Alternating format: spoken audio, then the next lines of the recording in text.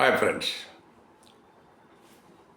So ఈ వర్గీకరణ ఉద్యమం సుదీర్ఘకాలం 30 సంవత్సరాల పైనే సాగి చివరకు తెలుగు రాష్ట్రాల్లో మందకృష్ణ గారి కోరిక ప్రకారం వర్గీకరణ చేయటం జరిగింది. సో తెలంగాణలో బిల్ పాస్ చేశారు.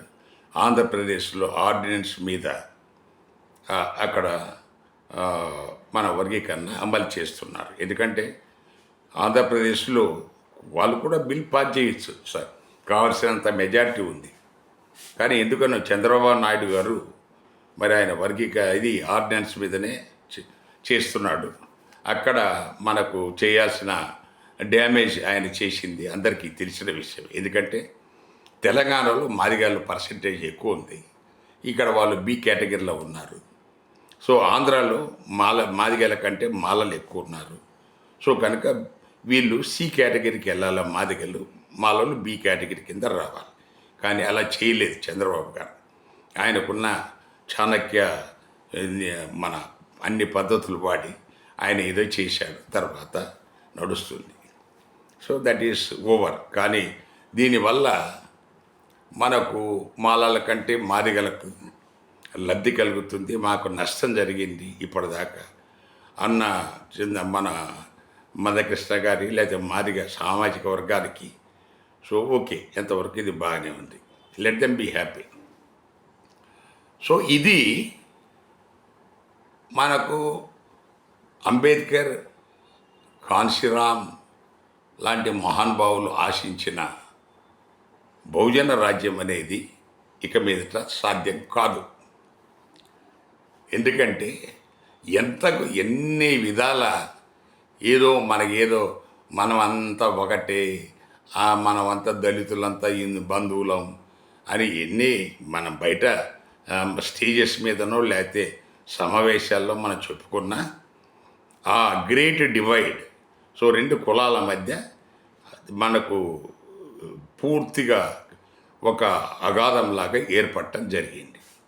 కొంతమంది మాదిగ సామాజికంలో మేధావులు వాళ్ళ వర్గీకరణ మీద వాళ్ళ అభిప్రాయాలు వేరున్నాయి. కానీ ఇప్పుడు మందకృష్ణకున్న ఫాలోయింగ్, తర్వాత ఆయనకున్న ఈ బీజేపీ హై లెవెల్ కాంట్రాక్ట్స్తో, సో ఆయన ఈవెన్ సుప్రీంకోర్టు వరకు ఆయన కాంట్రాక్ట్స్ ఉన్నాయి కాబట్టి ఆయన సాధించుకోగలిగాడు. సో అది దాని గురించి మనం ఏమి కామెంట్ చేయలేము. ఇక్కడ మనం గమనించాల్సింది ఏంటంటే తెలుగుదేశానికి, మన కమ్మ వాళ్లకు తెలుగుదేశం ఉంది, కాంగ్రెస్ వాళ్లకు రెడ్లకు కాంగ్రెస్ పార్టీ మొదటి నుంచి ఉంది. తర్వాత వాళ్ళు కాకపోతే ఏ పార్టీలో అయినా వాళ్ళకు సింహభాగం వాళ్ళకి తీసుకుంటున్నారు. పోనీ వాళ్ళ సింహభాగము జనాభా పరంగా ఉన్నారా లేదు, కానీ వాళ్ళు ఆర్థికంగా బలంగా ఉన్నారు. ఇక ఈ జనసేన అనేది కాపుల రక్షణ కోసం పెట్టింది. సో కమ్మ, కాపు, దాని తర్వాత ఈ రెడ్డి, సో ఈ బీఆర్ఎస్ అనేది వెలమల కోసం పెట్టింది. సో ఏదైతే 4 బలమైన కులాలు ఉన్నాయో వాళ్ళ రక్షణ కోసం ఒక రాజకీయ పార్టీ వాళ్ళకు అండగా ఉంది. కానీ దళితుల కోసం రాజకీయ పార్టీ లేదు. సో అంబేద్కర్ పెట్టిన రిపబ్లికన్ పార్టీ కానీ, లేకపోతే కాన్షీరామ్ గారు పెట్టిన బహుజన సమాజ్ పార్టీ కానీ, వాటికి ఎక్కడ ఆశించిన మేర వాటికి ప్రోత్సాహకాలు లేదు. ఎవరు దాన్ని చాలా తక్కువగా చూస్తున్నారు. ఎస్పెషల్లీ మందకృష్ణ. ఈ మందకృష్ణకు ఆయనకున్న ఏకైక కోరిక వర్గీకరణ సాధించటమే. ఎందుకంటే రాజ్యాధికారం ఆయన కోరిక కాదు.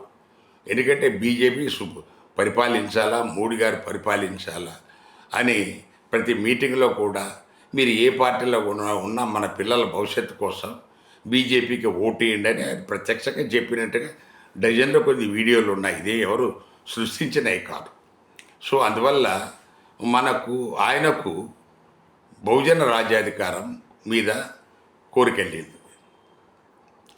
ఈ తర్వాత ఈ మాలల్లో చాలామంది మొదటి నుంచి ఒక కొత్త పార్టీ ఏదో పెట్టి మన రాజ్యాధికారం సాధించుకోవాలా అని వీళ్ళు చూస్తూ ఉన్నారు. కానీ ఇప్పుడు అది అయ్యే పని కాదు. ఎందుకంటే మనకి ఎప్పుడైతే ఈ వర్గీకరణ దీంతో రెండు కులాలు డివైడ్ అయిపోయినాయో, తర్వాత మాలల్లో నాయకులు ఎక్కువ, దాని తర్వాత వాళ్ళ ఫాలోయర్స్ తక్కువ. సో ప్రతి జిల్లాలో నాయకులు ఎక్కువ ఉన్నారు. సో అది వాళ్ళు మార్చుకోవాలి. మరి ఏదేమైనా కూడా దళితులకు మనకు ఒక పార్టీ అంటూ లేదు. అలాగే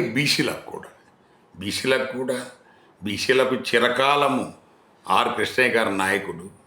ఆయన ఆలోచన, ఆయన చాలా విఘ్నత గల వ్యక్తి. ఇప్పుడు ఆయన బీజేపీలో ఉన్నాడు. అంతకుముందు వైఎస్ఆర్సీపీ వాళ్ళు కూడా ఆయనకు రాజ్యసభ టికెట్ ఇచ్చారు. ఆయన తెలంగాణ వాడైనా, ఆయన బీసీ వ్యక్తి అయినా, జగన్ గారికి తెలియకపోయినా ఆయనకి ఇవ్వడానికి అదేమి ఆకాశం నుంచి ఊడిపడలే. సో బీజేపీ వాళ్ళు చెప్పి ఆయనకి ఇప్పించారు. తర్వాత జగన్ పోయిన తర్వాత రిజైన్ చేసి మళ్ళీ బీజేపీ టికెట్ కింద. సో ఇవంతా ఆయన బీజేపీలో ఉన్నాడు. సో మన మందకృష్ణ గారు బీజేపీలో ఉన్నారు. ఇక ఈ దళితులు సో బీజేపీ పక్షాన బీసీలు, ఎస్సీలు సింహభాగం ఉన్నట్టుగానే లెక్క అవుతుంది. అలాంటప్పుడు దళితులకు రాజ్యాధికార సాధన ఎలా సాధ్యమవుతుంది అనేది ఒకసారి ఆలోచించుకోవాలి. సో మనకేం రాజకీయ పార్టీ అక్కర్లేదు, రాజ్యాధికారం అక్కర్లేదు, ఇంకా బానిసలుగా బతుకుదాము, చిరకాలం అలాగే బతుకుదాము అన్న భావన మన నాయకులకు ఉంటే మనం ఎవరేం చేయలేరు. దాన్ని దేవుడే కాపాడాలి. Thank you.